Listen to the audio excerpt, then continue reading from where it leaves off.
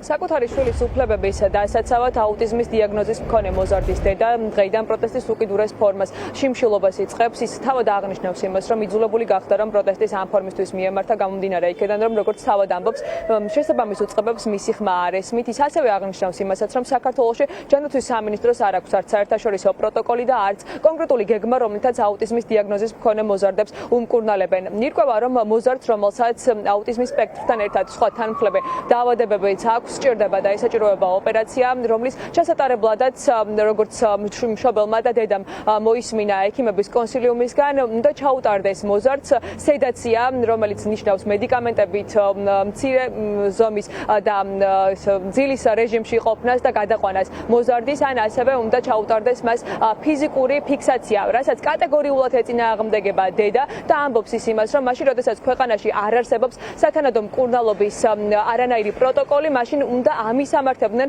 ბავშვს საერთაშორისო სპეციალიზებულ კლინიკაში, სადაც ქირურგიული ჩარევები სათანადოდ ჩაუტარდება. ახალი რაღაცა კანონი მიიღო სახელმწიფომ, რომ აიგრძალოს საზღვარგარეთ რაღაც მოკლე პერიოდში საზღვარგარეთ მკურნალობები და კვლევები. ყველა ჯერზე ახალი ექიმი მეუბნებოდა, რომ ორკვირიანი ვადაჭირდებოდა იმისთვის, რომ შედეგი დაედო. მოკლედ ამასობაში ბავშვი ძალიან დამძიმდა, მიიყენა ხელახალი დაზიანება, კონსილიუმი შედგა გუშინ და გამაცნეს პასუხი, რომ ერთადერთი გამოსავალი არის ქირურგიული ჩარევა, თუ ამ ორ კვირაში შედეგი არ ექნება ამ ახალ მედიკამენტებს. ოღონდ ორი კვირა იქნებ დამეწვინა საავადმყოფოში და ყოლოდა ძილის რეჟიმში სედაცია.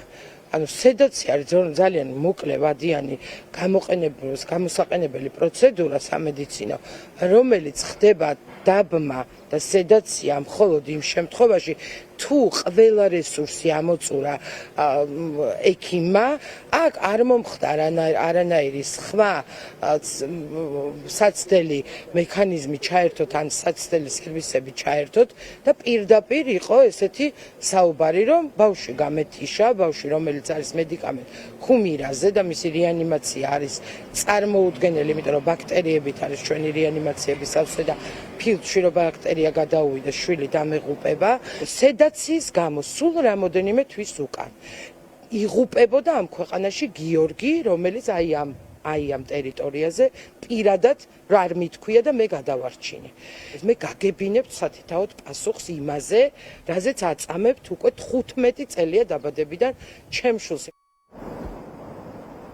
დედა, რომელიც ამბობს, რომ მისი შვილის უფლებები ქვეყანაში ირღვევა, მოითხოვს, რომ იყოს წერილობითად წარმოდგენილი შესაბამისი საერთაშორისო პროტოკოლური წესები, რომლის საფუძველზეც გადაწყვიტეს ის, რომ ოპერაციის წინ ან სედაცია ჩაუტარდეს, ან ფიზიკური ფიქსაცია მის შვილს და ასევე ის მოითხოვს იმასაც, რომ გაეროს სტანდარტებით იყოს მისი შვილის უფლებები ქვეყანაში დაცული და ამ მოთხოვნით დღეს ის სახალხო დამცველთანაც მივიდა, პირადად შეხვდა მას ლევან იოსელიანი და როგორც სახალხო დამცველის აპარატის წარმომადგენელი ამბობს, მას შემდეგ რაც თამარ იარაჯულის მხრიდან კონკრეტულად ყველა დოკუმენტი იქნება აღნიშნულ საკითხზე მიწოდებული სახალხო დამცველის აპარატისთვის, ეს უწყება ამის შემდგომ აღნიშნულ საკითხზე მოკვლევას დაიწყებს.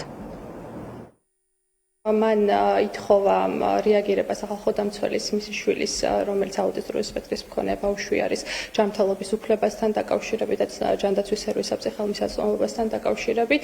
ამ შემდეგ რაც წარმოდგენილი იქნება მისი მხრიდანაც ყველა საჭირო ინფორმაცია და ჩვენც შესაბამისად გამოვითხოვთ ჯანდაცვიდან და შესაბამისი სახელმწიფო უწყებებიდან ინფორმაციას, მოხდება სახალხო დამცველის აპარატის მიერ შეფასება. გამოვითხოვთ შესაბამისი ინსტიტუტებისგან, სახელმწიფო ინსტიტუციებისგან, პასუხისმგებელი უწყებებისგან ინფორმაციას აღნიშნული საუბაზე და გვეცოდინება დადასტურებულად კონსილიუმი შედგა, რაიმე დასკვნა გაკეთდა კონსილიუმის ფარგლებში, თუ რა რეაგირება ქონდა სახელმწიფოს ბავშვის ჯანმრთელობის უფლების დაცვის კუთხით.